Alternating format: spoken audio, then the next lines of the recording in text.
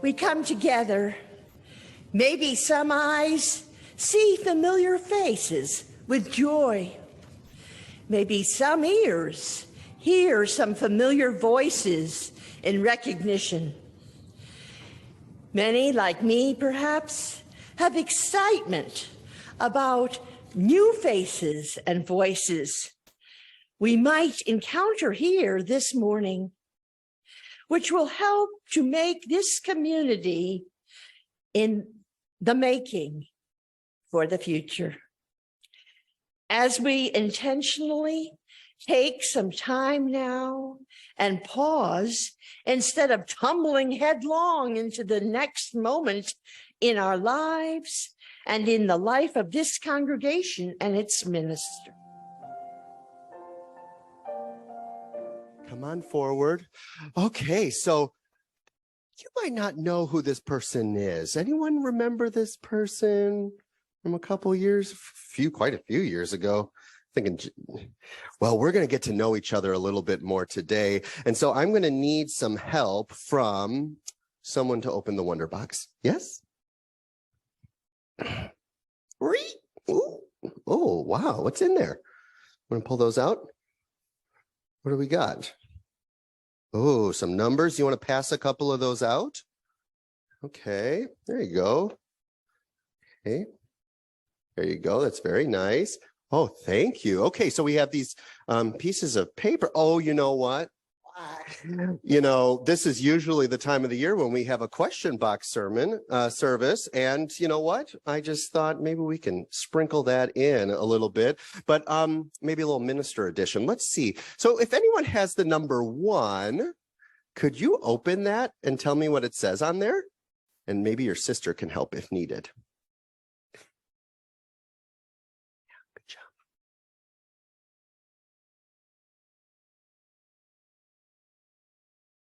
Oh, no. All right. What does it say in there? What is a minister? Well, okay, let's start off easy. So Mary, do you want to weigh in on this?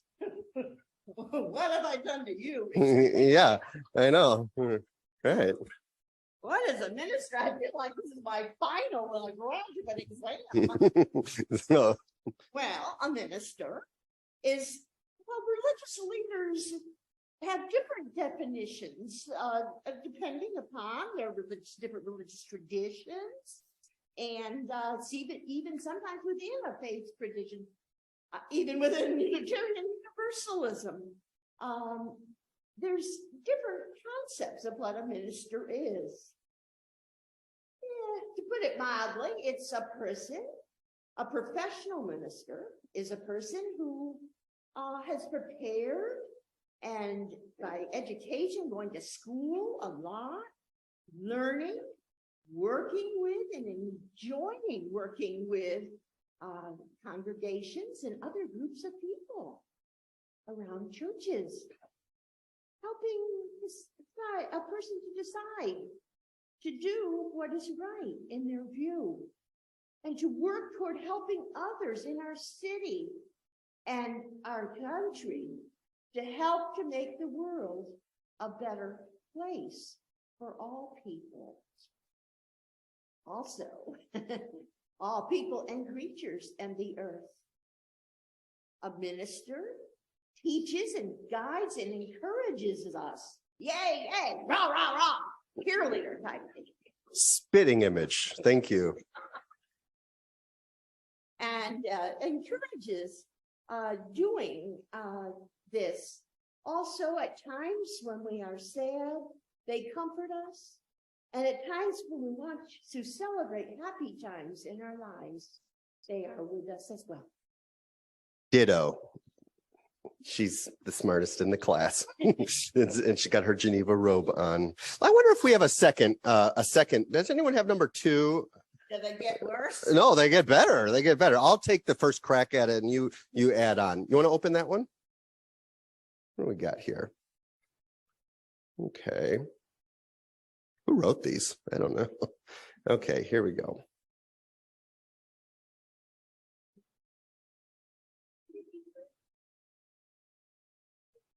When did you first feel called to be a minister? I'll go first. It was more recent for me.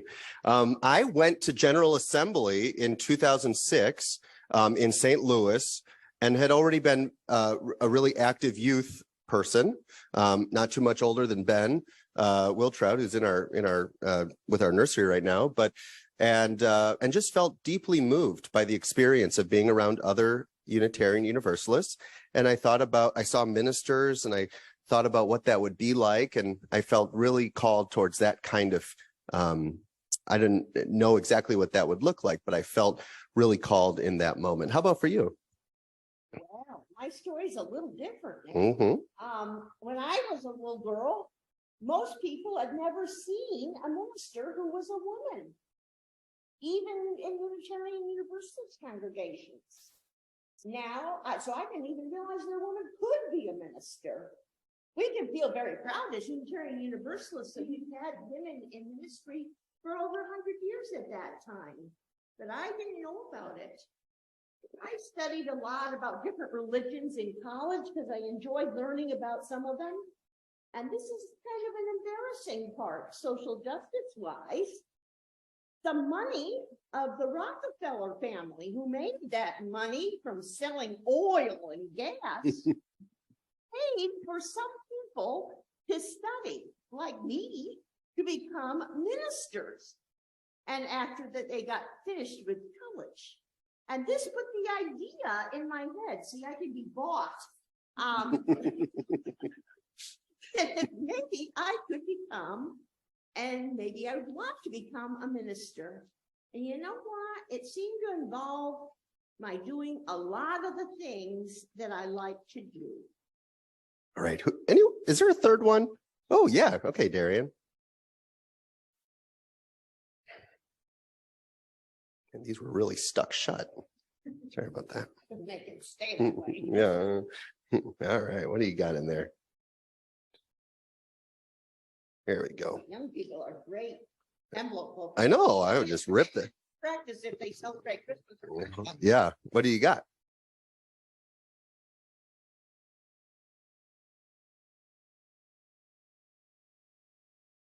What is something we've learned as from being a minister? Oh. Want me to go? Yeah, you go first. I'll weigh in. I've learned in Unitarian Universalism to never forget that it is the congregation who decides how they want their church to be. It's not about me. Also, I learn over and over again, don't push the river. What's that have to do? I mean, rivers, you have to push with your hand. It means that, step back, take some time, let the congregation think about things and vote on things and decide. Yeah, that's a good tip. I really feel like I've learned a lot about resilience, human resilience, how strong we can be going through this pandemic. I'm not sure how your experiences have been, but, to see the congregation really come together and support one another has been a beautiful thing. And it shows that, we're perhaps a lot stronger than we often give ourselves, and a lot more creative and imaginative of how we move forward than we could have imagined. I think we have one more. Do we have one more? Yes. Let's see.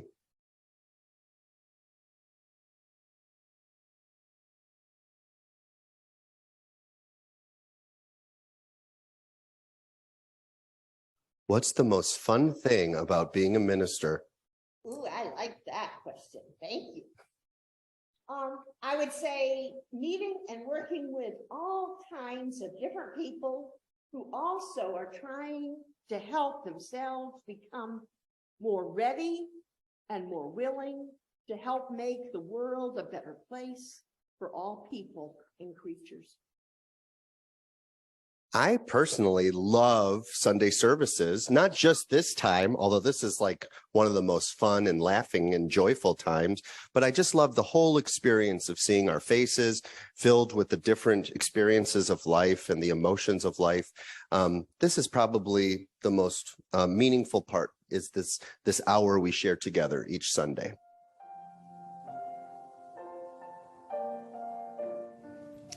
Our reading today is called Prophets of a Future by Ken Untitled.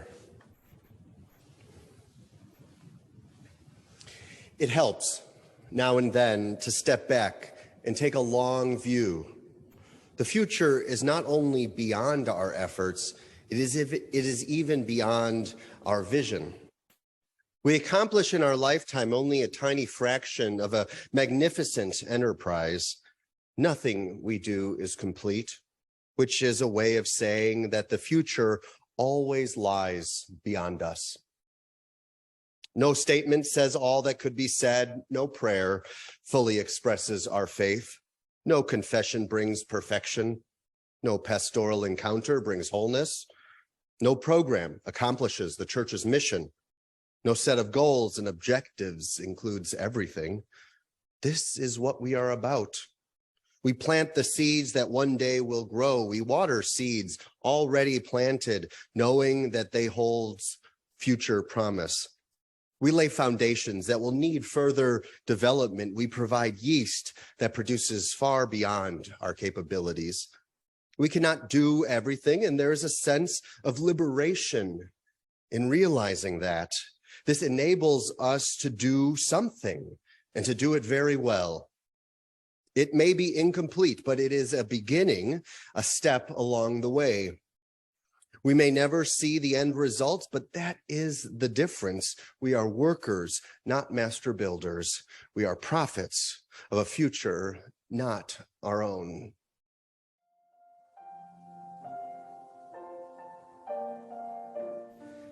You know, Mary, I have to start with just a short aside that hymn reminded me of it. My daughter, Holly, who says the darndest things, doesn't get the award this week because a parent of one of her classmates came up to me in the parking lot and said that her daughter, who came up to her afterward and said, Mommy, Holly's daddy, did you know that Holly's daddy works at Bethlehem? And I thought that was a pretty cool calling card. I don't know how that lost in translation, but I'll take it. Yeah, my coworker, Jesus, Mary. Joseph doesn't pull his weight, but you know. I'm so glad to have you here, Mary. We talked about having more of a dialogue rather than a sermon. I was going to make a Roosevelt fireside chat joke to these kids, and then I realized I'm not even supposed to know that joke, and so it's a generational thing. But I'm glad we can be here and talk and reminisce and think about this kind of relationship that I have felt in the past year or so preparing for this sabbatical. The relationship that harkens back to our interim time of transition to this very different but connected time of sabbatical. So, do you want to share a little bit about what it feels like to be back? Well, Nick, I'm not sure I'm on. I think you are. Is it on the side there? Yeah, I'm on. This was the one question I really couldn't prepare for until, fool with this for just a second. Yeah. I love sound people. And I want to honor them. There. That might work. I couldn't prepare by saying how I would feel because I didn't know I wasn't here yet. True. But it's been an amazing morning already. Things are changed on Guller. It's like, oh, there's all these houses, a stop sign. We've come a long way. Safety first, we say here. Well, and then come on the property, and it's so developed, and there's all kinds of parking and the physical things. But the most important thing is the people, and I knew it would be. Thank you, Nick, for your invitation. I hope I can add to this sabbatical beginning, and it's wonderful to be here as a visitor. Well, and I've always, I've said it early on in my ministry that there were 3 wise women who told me to take a look at Columbus, Indiana. One was Sherry Woodbury, your former intern. One was Nancy Olson, member of this congregation, and the third was Mary Moore. And without those 3 wise women, I'm not sure if I would have taken a look, and I'm really glad I did. And I bet they are too. Oh, well, this is where you're supposed to applaud. No, I'm just kidding. No, don't do that. That would be really awkward. So we go back a little bit, but did you know of me before I applied? And what was that connection? I knew of you before you were created, Nick. Whoa, man. Not that much, but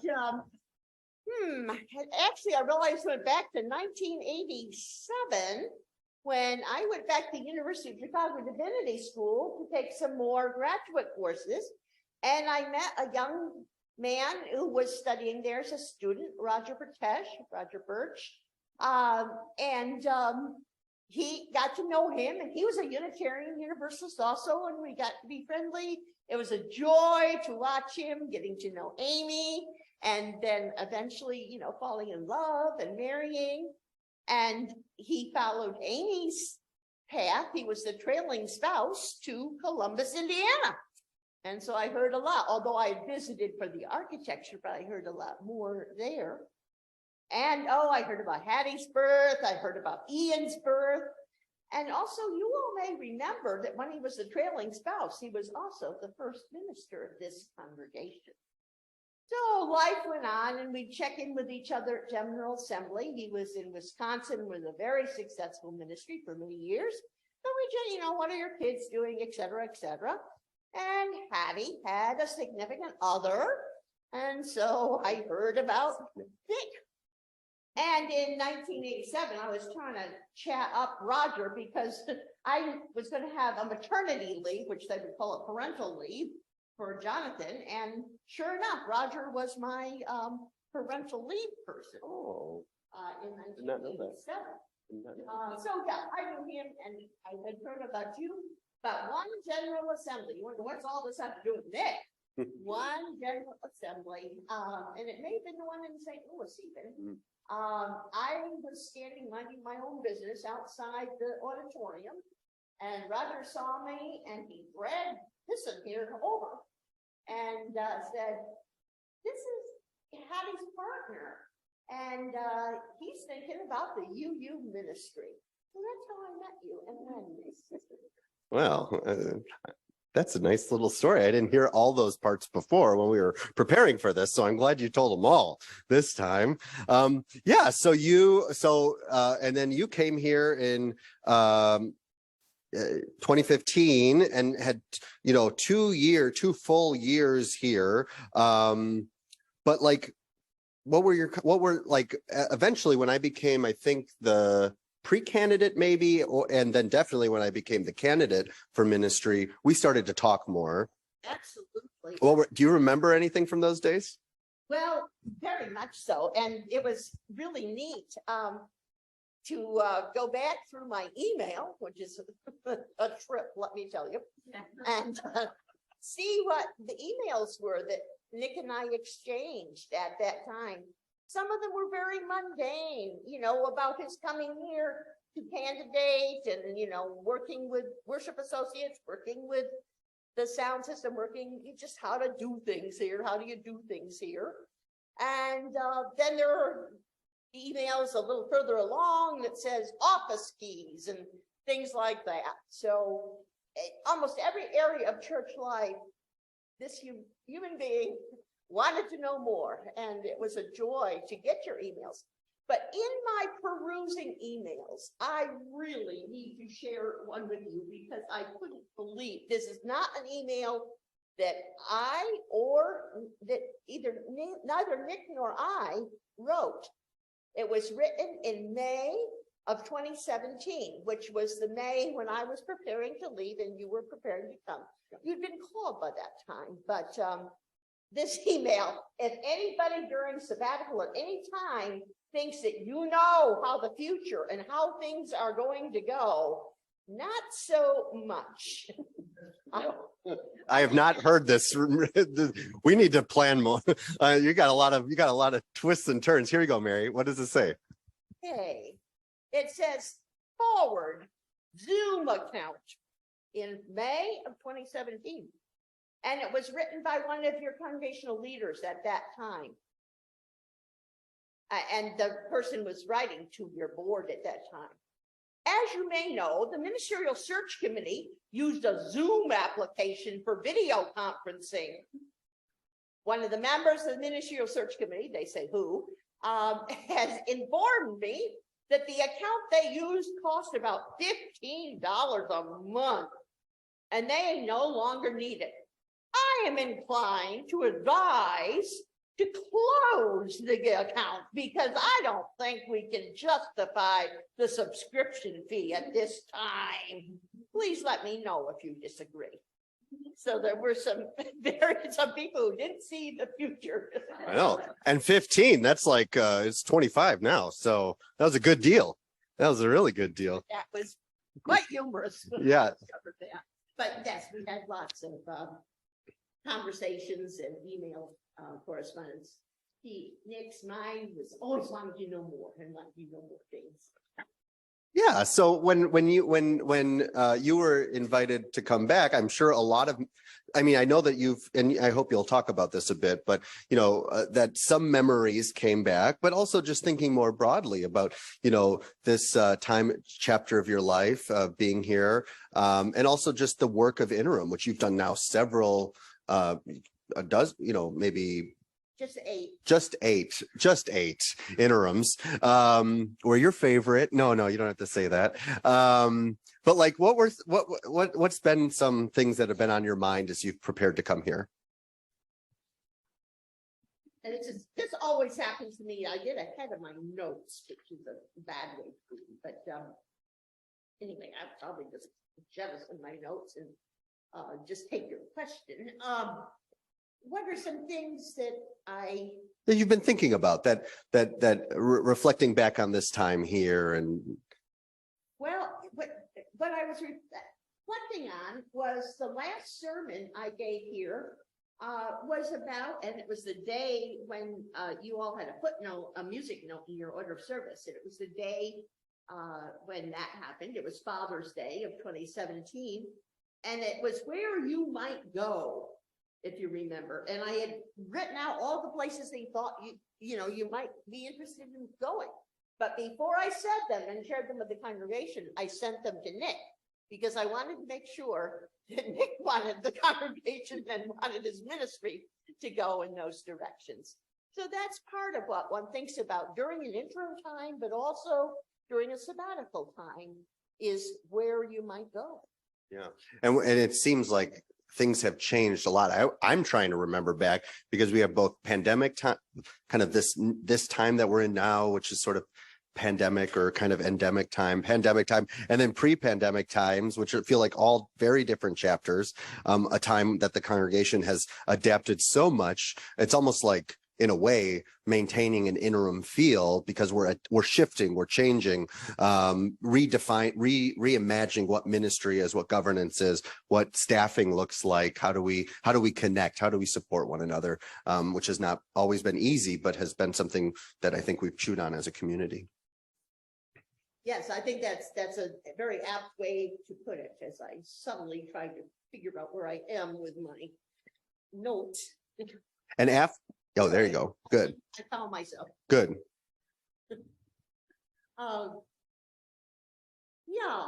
What does this all have to do with our focus this morning, from interim to sabbatical? We were made for times such as these. Well, first, the emails showed concretely that this congregation is lovingly held in the mutual ministry of its professional leaders and congregational leaders and members and staff, even during, and perhaps especially during, liminal times in its life.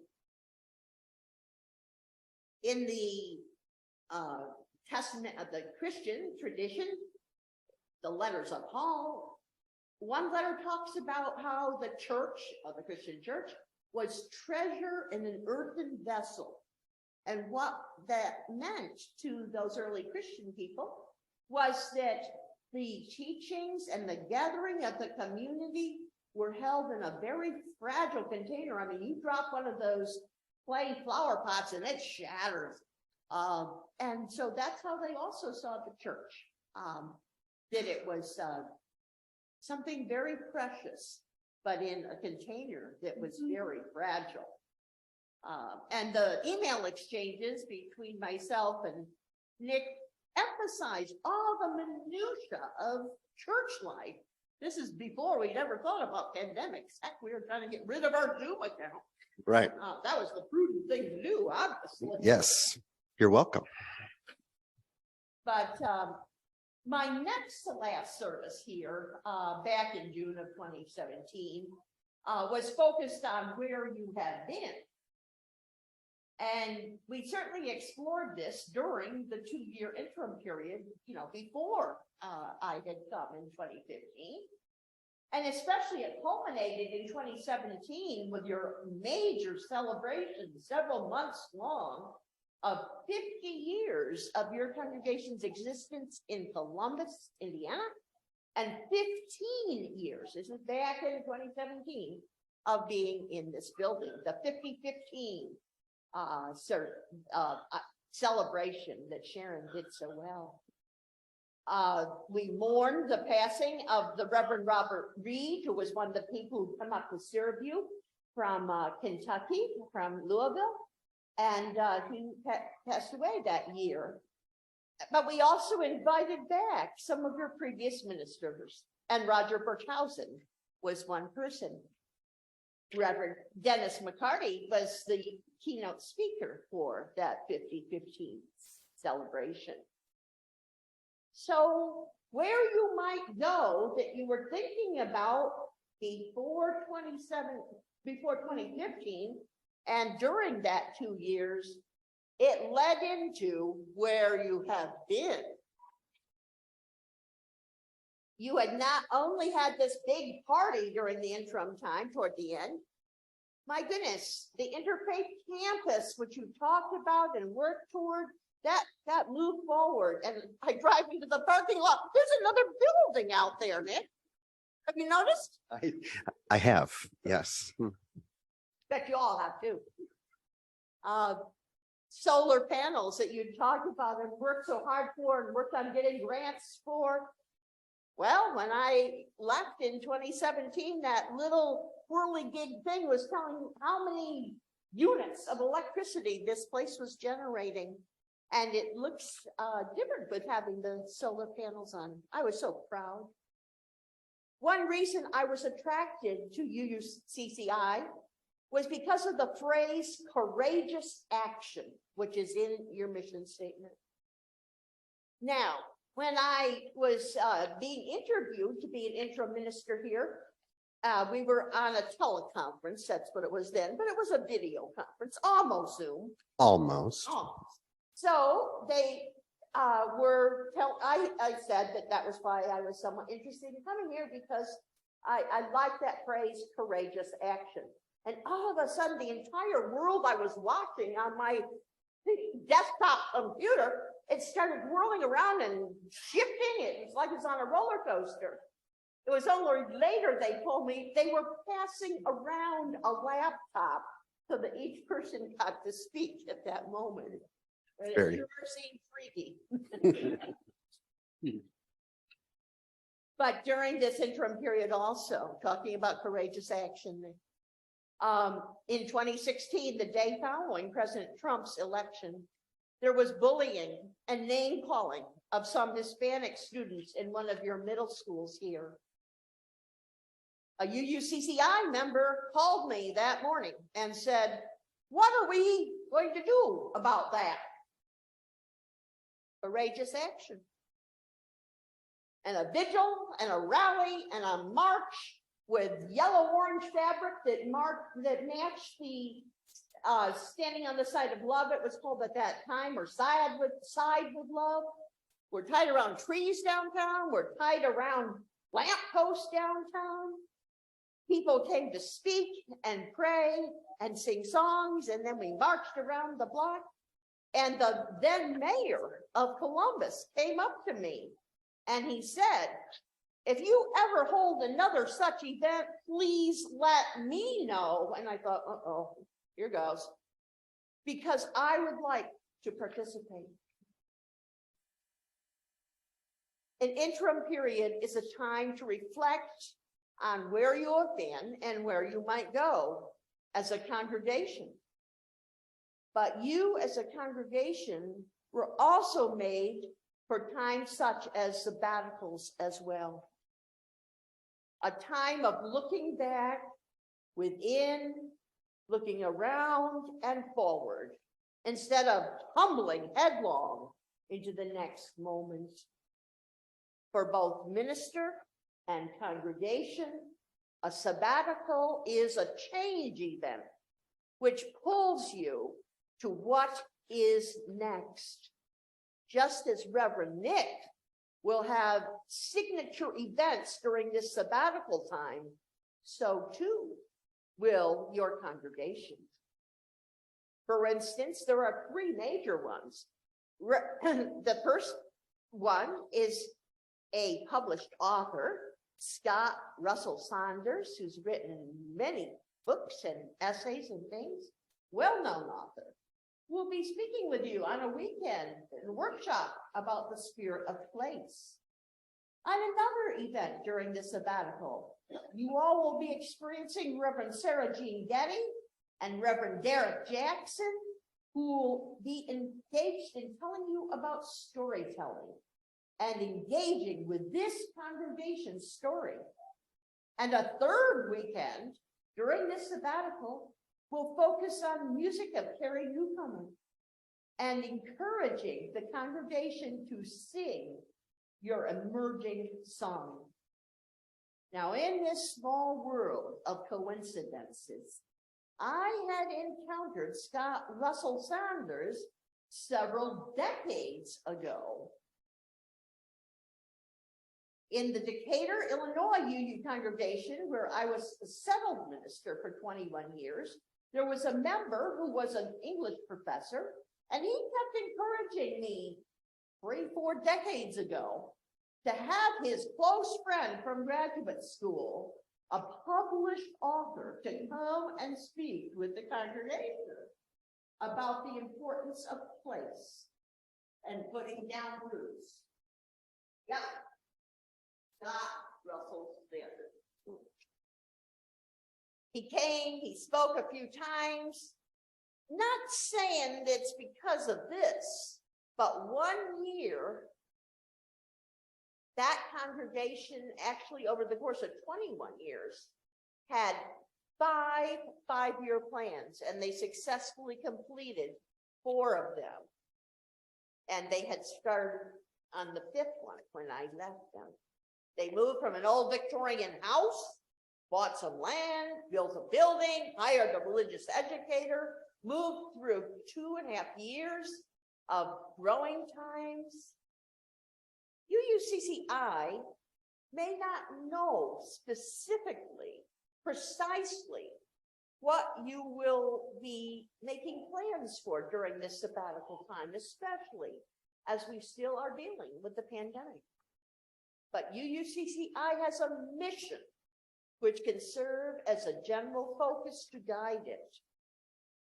As the wise and elegant words of our reading today reminded us, words which were written by Ken Untitled, who is a Roman Catholic priest.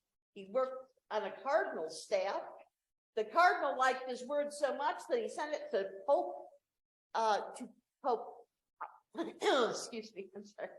Francis, and in 2015, Pope Francis used them because the cardinal had liked them so much. And those words, as you recall from Nick's reading to you this morning, it may be incomplete, these plans, but it's a beginning, a step along the way. Y'all may never see the end results, but that's the difference between a master builder and a worker. We are workers, not master builders. We are prophets of a future, not our own.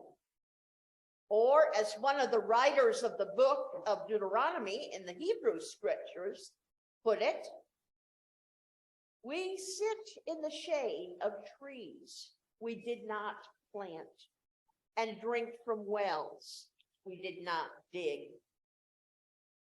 Henry David Thoreau, our own Unitarian forebearer, put it this way: if you have built castles in the air, now put foundations under them.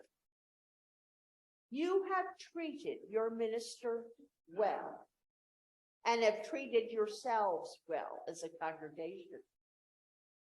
You have earned this gift of this sabbatical, this journey.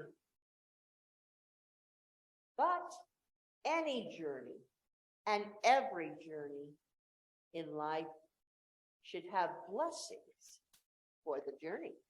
Nick, do we have some blessings this morning? I put some in my pocket, and so we do have some blessings. We're going to offer some. Thank you, Mary.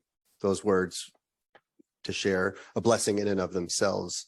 And Mary and I are going to offer a few blessings as we prepare to end our time today. So I think we're going to go down here. And as we're doing so, I'll invite Kate Hyatt up.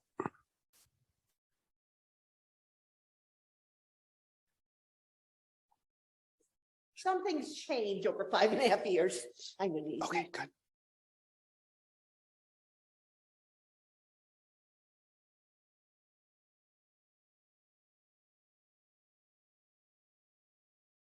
Reverend Nick, may you find a sense of wonder, joy, love, and new learnings on your journey. May you carry us in your hearts, knowing that we will continue our spirit of warmth and joy, our lives of shared responsibility, and our courageous action. And we will rejoice in your return on May in anticipation of what is next. I'm going to invite Elizabeth Valencia up, who will be our sabbatical preacher. Elizabeth will be coming 7 times during the sabbatical. Right here, please. And I offer just a few blessing words. Elizabeth, I hope that you preach from your heart, from the most authentic place that you are. I hope you encourage them, challenge them, invite them, all with the spirit of compassion.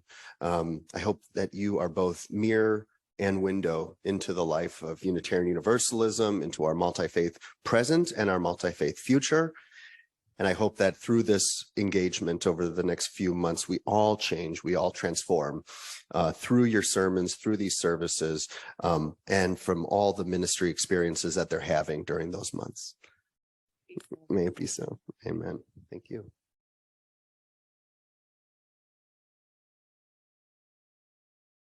Got my. Oh, yes. I actually have it on. Well, we heard from Kate giving a beautiful blessing to Nick.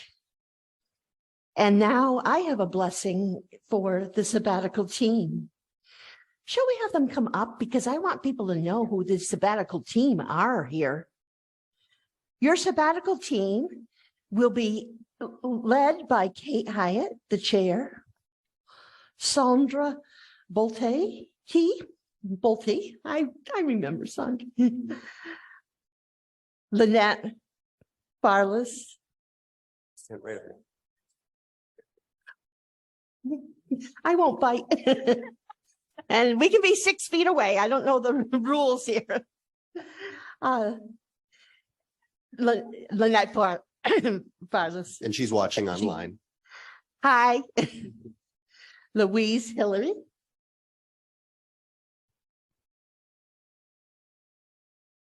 Steve Jasper. Lynn Montgomery. Brittany Phillips, who had no typos at all. You're awesome. Adrienne Summerlap. She's not here today. And Nicole Wiltrout. And she's helping out with our children.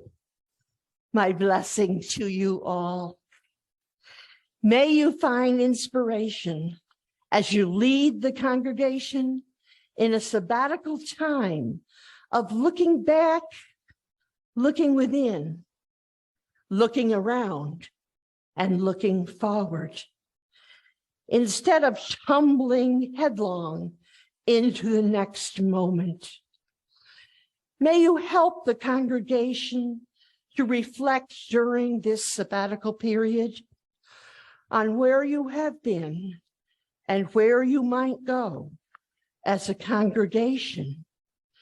And may this journey and this end always serve to keep before the congregation the ideal of creating beloved community here and also in the larger world. Blessings to you and the congregation. Your sabbatical team. Please, and you can go back to your seats. Thank you. Oh, hold up, staff. I'm going to keep the staff up here real quick. And Adrian's not here, but I have a few words for our staff, because our staff, along with Adrian, who's not here today, are an amazing group of 3 people. And you know that, and you can remember to remind them of that. The 3 of you, I bless you and encourage you to live into your leadership, to step into your leadership, whether it's through administration or programs or music or Sunday services, that you all step in as leaders, that to the co-collaborative leadership that we've been developing. So it's not minister and staff, but we're a staff together. I hope that this time of sabbatical is one of great learning for the 3 of you as well. Maybe so. You can go sit down. We're just got a few other groups that we want to name, and you can just you can stand where you are when I call you.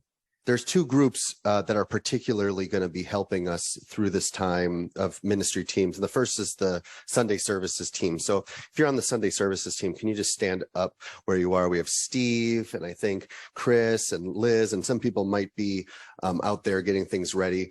May your Sunday services continue to inspire. May you continue to be authentic and compassionate in your leadership. May you recognize that people will relate to you always 10 times more than they relate to me from the words that you express out there, because you are the congregation. That is a gift that you have from your voice.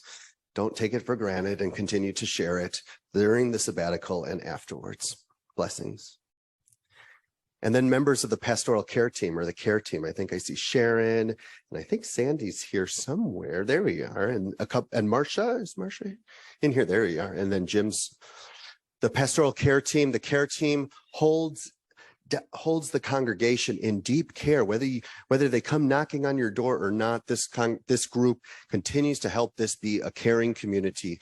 And in my absence, this will continue to be a caring community, for the care doesn't come from the minister. It comes from the congregation. You all make it a caring community, and you sustain it as a caring community. Continue to turn to one another, for the joys and sorrows of this congregation will continue week in and week out. And thank gosh, we have this great care team who will guide us along the way.